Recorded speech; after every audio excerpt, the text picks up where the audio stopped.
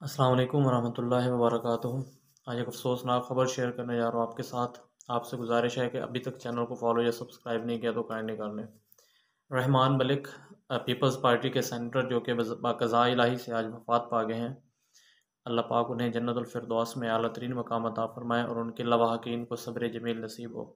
रहमान मलिक जो है वो एक बहुत ही एक्टिव सियासी शख्सियत थी पीपल्स पार्टी की तरफ से, और 2008 से लेकर 2013 तक जो है वो वज़ीर दाखिला रहे हैं पाकिस्तान के। रहमान मलिक के साथ हमारी जान पहचान की बेसिक वजह जो है वो मतलब जो ये थी कि सबसे पहले उन्होंने पाकिस्तान के अंदर ये जो मुहर्रम के दिनों में या वैसे कोई इमरजेंसी अगर हो जाती थी तो मोबाइल सर्विस जैम करने का प्लान उनका था, मेरे ख़्याल में जहाँ तक मुझे याद पड़ता है, क्योंकि उससे पहले ये सिस्टम नहीं था।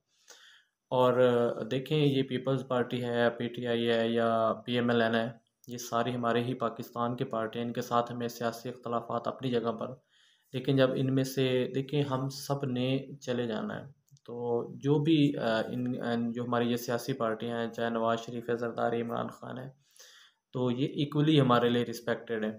बाकी ठीक है, सियासी इख्तलाफात होते हैं, आपके नज़रियात एक दूसरे से मुख्तलिफ हो सकते हैं, लेकिन इसका ये मतलब नहीं है कि जब इनमें से कोई इस तारे फ़ानी को छोड़कर चला जाए तो हम उनके लिए जो है ना वो दुआ भी ना करें। तो बहरहाल मैं उनके जो फैमिली है, उनका ख़ानदान है, उनके साथ उस दुख में बराबर का शरीक हूँ।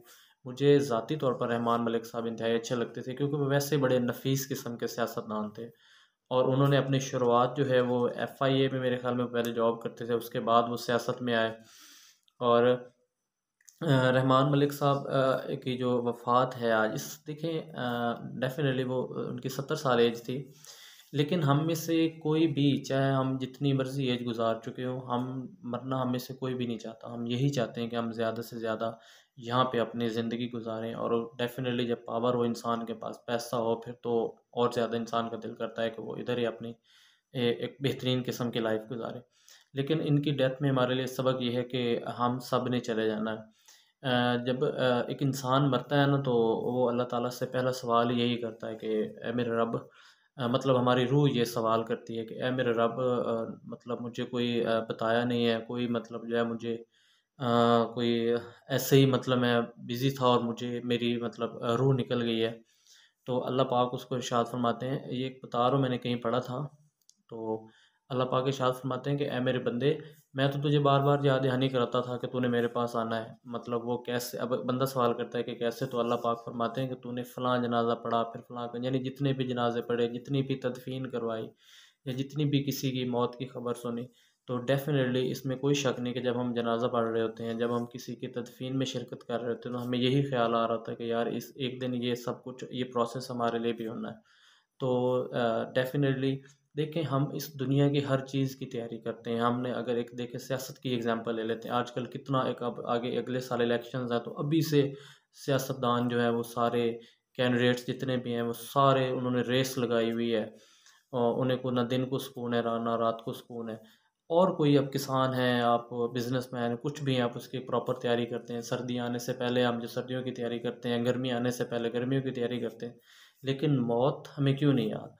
हमें जब पता है कि हमने मर जाना है, हमें जब पता है कि हमने इस दुनिया को छोड़कर, और ये भी नहीं पता, देखें, एक तो इंसान के पास टाइम होना, और दूसरा इसकी तैयारी करना इतना ज़्यादा, ये बिल्कुल ऐसे ही है कि जैसे एक एग्ज़ामिनेशन हॉल के अंदर बैठकर हम पेपर देते हैं, और उससे पहले हमारे पास टाइम होता है, हम उसमें अपने पेपर की तैयारी कर सकते हैं। एग्ज़ाम के दौरान जो है वो हमें कोई तैयारी करने का कोई हमारे पास इख्तियार नहीं होता।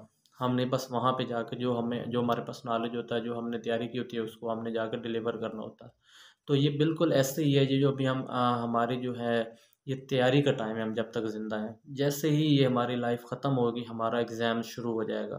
फिर उस एग्ज़ाम्स के बाद हमारे पास या फ़ेल का फ़ैसला होगा। तो अभी आपसे यही गुज़ारिश है कि हमें इसके लिए ख़ुद को तैयार करना चाहिए, और जो जा रहे हैं, जो जिनकी पहले बारियाँ लग रही हैं, अल्लाह पाक उन सबको जन्नतुल फ़िरदौस का मेहमान बनाए।